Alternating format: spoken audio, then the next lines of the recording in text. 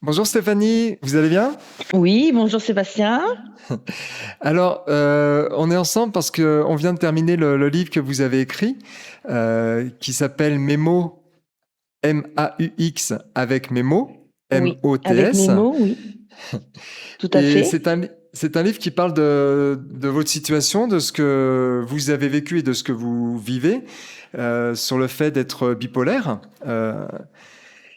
Et C'est c'est quelque ça. chose, voilà, c'est quelque chose que vous avez su tardivement. Et j'aurais voulu, pour commencer, vous interroger sur le moment où vous avez eu l'envie d'écrire ce livre. Parce qu'un jour, vous m'avez raconté, et c'est ce qu'on raconte dans le livre d'ailleurs, vous êtes allé à une conférence autour de la bipolarité. À un moment, Oui. vous n'en parliez pas beaucoup autour de vous. Et tout d'un coup, il y a une étincelle qui s'est faite en vous. Vous vous êtes dit, il faut que j'en parle. Est-ce que vous pouvez me raconter un petit peu comment ça s'est passé? Alors, comment ça s'est passé? C'est une journée qui a démarré pas forcément très intéressante. Et puis, au fil de la journée, j'ai rencontré des gens qui étaient comme moi, bipolaires. Et donc, j'ai découvert aussi leur milieu de vie, de la façon dont ils vivaient. Et ça m'a énormément impacté sur ma personne parce que je me disais que j'ai compris que j'étais pas toute seule et que c'était vraiment surtout une maladie, quoi, et qu'il fallait pas la mettre de côté, quoi. Oui, Et suite à cela, j'ai rencontré une personne qui avait écrit un livre et j'ai vraiment adhéré à cette façon de faire. Et puis c'est quelque chose que j'aime aussi, donc ça m'a permis de prendre conscience de devoir écrire un livre. oui. Et, et notamment parce que l'un des objectifs de votre livre, justement, c'était de partager avec vous l'expérience d'être bipolaire, aussi bien pour des personnes qui vivent en étant bipolaire que pour l'entourage. Oui, C'est ça, hein? oui, voilà, c'est ça. Oui, pour apporter mon aide dans tout ce qui est possible de faire pour apporter des idées, des façons de faire, et puis en même temps d'échanger avec des personnes qui elles aussi peuvent m'apporter pour mon quotidien parce que c'est quelque chose qui se fait tous les jours. C'est un combat, c'est une façon de s'adapter à cette maladie-là, quoi. Oui. Et alors, dans le livre, vous parlez aussi beaucoup, et je pense que c'est quelque chose de très important dans votre livre, de la difficulté du diagnostic, parce que vous-même, vous l'avez su très tard, vous l'avez découvert très tard que vous étiez bipolaire. Et comment est-ce qu'on peut, est-ce que vous pouvez raconter comment ça s'est passé du coup? Comment vous avez compris que vous étiez bipolaire? Alors, j'ai compris que j'étais bipolaire, parce que, j'ai une sœur qui avait des soupçons sur mon comportement et enfin sur ma façon d'être. Et donc, suite à cela, j'ai fait des tests et les tests ont révélé que j'étais bipolaire, mais dans un premier temps, c'est quelque chose que comment dire? J'ai plus été dans le déni que dans l'acceptation puisque je me voyais pas forcément malade, de cette façon-là, quoi. Oui, oui, oui, au départ. Et vous aviez, oui, beaucoup de mal à accepter cette réalité, même quand vous Ou êtes allé dans un hôpital pour être, oui. oui, et vous êtes resté Tout trois à fait, mois. oui, oui, c'est Ouais. quelque chose, oui, voilà, c'est quelque chose qu'au début, je suis bipolaire, mais ça s'arrêtait là, quoi. Il y avait rien de plus qui suivait derrière. Alors qu'aujourd'hui, c'est complètement différent. Oui, et justement, je pense que c'est ça qui est vraiment intéressant aussi dans votre livre, le fait que vous expliquez que pendant longtemps, vous avez vécu finalement comme si cette maladie, vous saviez qu'elle était là, mais sans lui donner une présence active dans votre vie, en faisant un peu comme si elle Tout à n'était pas fait, là.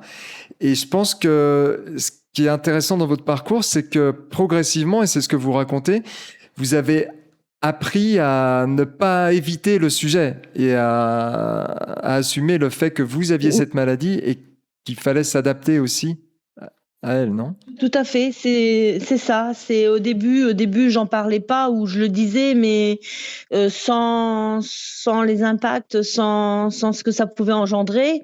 Alors qu'aujourd'hui, comme j'ai pu le faire avec certaines personnes, c'est de leur dire réellement ce qu'il en est, de pouvoir en parler, de pouvoir l'assumer, de ne pas me cacher derrière, et puis voilà, dire aux autres que c'est vraiment une maladie et que je suis atteinte de cette maladie-là, quoi. Oui, et on a ouvert le livre avec un discours que vous avez prononcé, qui est émouvant. Vous avez prononcé dans un club de country où vous êtes Oui, monitrice de danse. oui. Et il y a un jour où vous avez décidé justement de le dire à tout le monde. Qu'est-ce qui vous a poussé justement à le dire? Eh bien, je sentais qu'il fallait le faire parce que ça avait été une année très compliquée pour moi et je trouvais que je n'étais pas, alors à mon goût, à la hauteur de faire les cours, parce que je rencontrais des difficultés et tout ça. Et quelque part, c'était presque vouloir me justifier de mon état. Et je savais qu'il y en a qui étaient au courant et que d'autres ne le savaient pas. Et pour certains, ça a été une surprise parce que, comme beaucoup m'ont dit, on était loin de s'imaginer que tu pouvais être bipolaire, quoi. Hmm. Et ça permettait, ça m'a fait du bien d'en parler, quoi. Oui.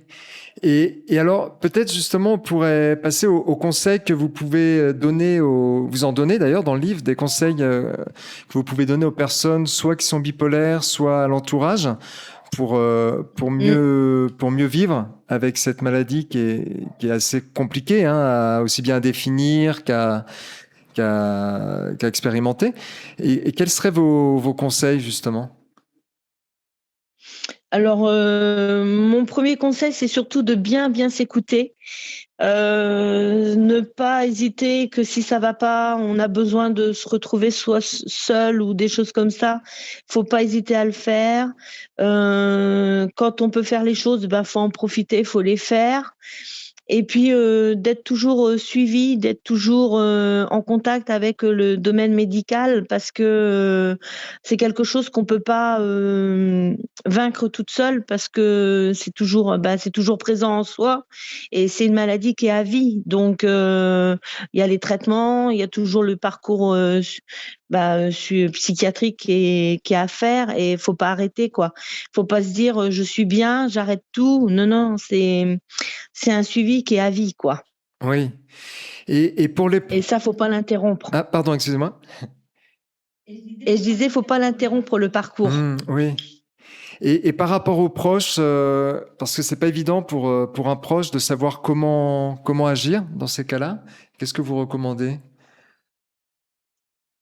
Là, c'est pas évident parce que, si de beaucoup écouter, de pouvoir communiquer, bien dialoguer, d'accepter aussi que la personne, puisse vouloir se retrouver seule, parce que ça va pas et puis à l'inverse, je peux être, plutôt dans les joies, assez expressive et puis, d'essayer d'échanger avec la personne sur ce qu'est la bipolarité pour qu'elle puisse comprendre, les états, les changements d'humeur parce que, c'est ce qui peut se passer chez moi, quoi. Oui, c'est même la manifestation principale de la bipolarité, non? Des Oui, changements d'humeur, oui, en tout cas dans votre cas, parce que ça oui, dépend les d'une changements personne à d'humeur. l'autre. Mm. Voilà, c'est ça, Oui.